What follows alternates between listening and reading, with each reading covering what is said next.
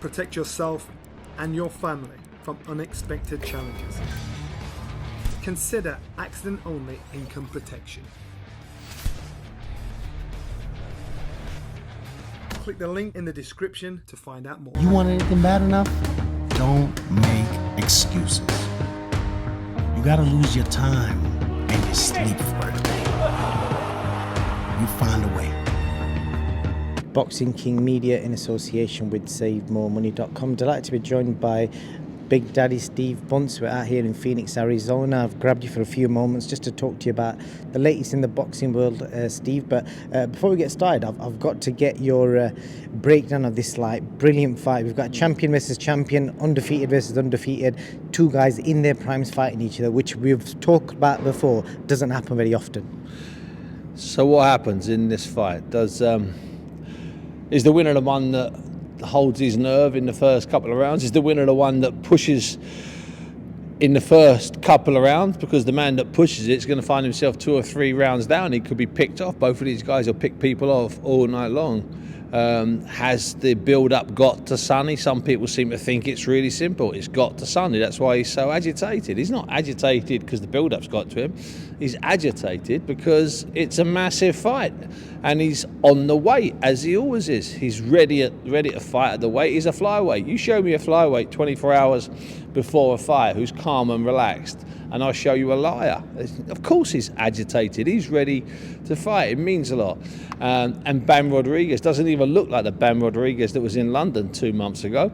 Now we know that he, like Sonny, has to get down to the weight. Sonny claims he's done it perfectly this time. Perhaps he has. Bam claims he's done it easily. Perhaps he has. I think they're both probably fibbing. No flyweights make the weight easy. No fighters make the weight easy. And whenever they tell you they make it easy, they're generally the ones who are the biggest liars. The ones that just get on with it and make 9 stone, make 10 stone 7, make 11 stone. They're the ones that generally make it. So what happens when the first bell sounds? I'm really not sure. Because the event's not going to get to either of them. I'm convinced of that, because there won't be 20,000 people breathing down their necks, favouring one fighter or the other.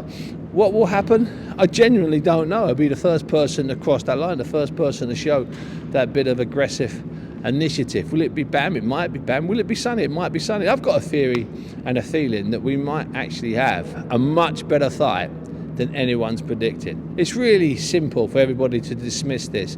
You know, Sonny's a negative fighter. He flicks out his jab, he can't hurt anything, he couldn't break an egg.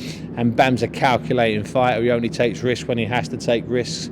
I think we might have a little bit of chemistry here, a bit of alchemy, and I think we might get a fight that very few people expect. I think we might be in for a really, really good fight.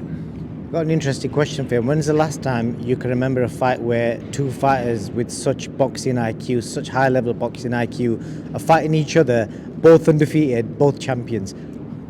Well, the obvious one would be, you'd think it would be Crawford and Spence, but I think there were so many circumstances attached to that. So how much damage Spence had suffered in that car crash, the brakes, the state of mind of both of them. Plus they're a lot older than these two, 23 and 27. But between the two guys under the age of 28 who are unbeaten world champions, you've got to do some serious research to come up with that one. And not just that, but to be undisputed number 1 and 2. They both dispute that they're 2. They both think they're 1. That's the other proviso. So if we want to tick these boxes, so 2 unbeaten fighters fight each other all the time. Unbeaten world champions, sure, they fight each other all the time. 2 unbeaten world champions who are definitely number 1 and definitely number 2, who are both under 28, then you're suddenly eliminating people. So if you just do it by a process of elimination, I'm not saying it's never happened before,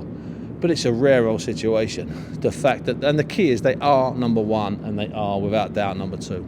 It's rare we get a fighter like Sonny who's got such boxing IQ. He's got amazing skill set, but at the same time, he can talk the talk as well. If he wins Saturday, what kind of reception do you think he'll get from the British public, the British fans? Because it's huge, isn't it? When's the last time we had like a unified champion? You know what? If he boxes Bam's ears off, half the people that are attacking Sonny now and putting him down will say Bam was dead at the weight, and the other half won't say a word. It's a very small book the book of people that actually hold their hands up and say, you know what, I got it all wrong about Sonny Edwards, I got it all wrong about X, I got it all wrong about Y. We're a fairly unforgiving bunch, boxing fans, on social media and in real life these days. We're a fairly unforgiving bunch. We're a fairly black and white bunch. So, you know, he's rubbish, he's not rubbish, that's it. There's no chance that one guy can be rubbish one week, have a bad week, and then put in the performance of his lifetime. There's not a lot of subtlety when boxing fans deliver their opinions. You know, I have no problem holding my hands up and thinking I'm wrong. So, for instance, if Sonny walks through him in 7 rounds, I'll hold my hands up, I'll be stunned. If Bam walks through Sonny in 4 or 5 rounds, I'll hold my hands up, I'll be stunned. If Bam wins on points, I'll stop Sonny late in the fight, no problem, that can happen. If Sonny wins every single round, sure, that can happen. You have to hold your hands up.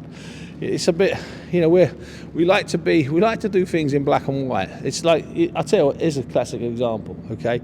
If you thought AJ would beat Vladimir Klitschko and you said Vladimir Klitschko will lose to AJ, you can't claim after that fight that you got the prediction right, because that's just absurd. Tell me the story of the fight. Maybe I read too much into it, but I don't want he will win or she will win or he will lose or she will lose.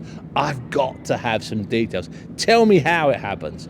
Tell me how it happens. So tell me that Chantel Cameron's going to get suckered in for 4 or 5 rounds by a totally different Katie who's going to hold her and grapple her way to a tight points decision, not Katie will win the rematch. That doesn't cut it with me. Give me the story of the fight. Perhaps I'm asking for too much. Takes his WBO flyweight title and gets set to face off one final time. Bam Rodriguez and Sonny Edwards.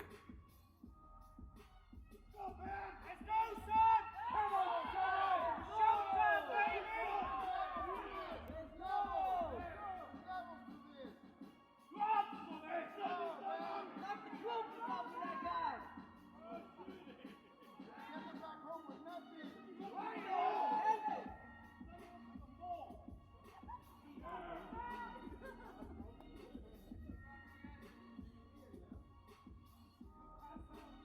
Jesse Bam Rodriguez, Showtime, Sonny Edwards.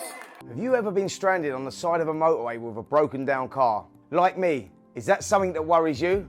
That's where motor breakdown insurance comes in. If your vehicle breaks down, a trained professional will be sent out to get you back on the road. Or if this is not possible within the specified time frame, to transport you to your home or to the nearest garage. You want anything bad enough?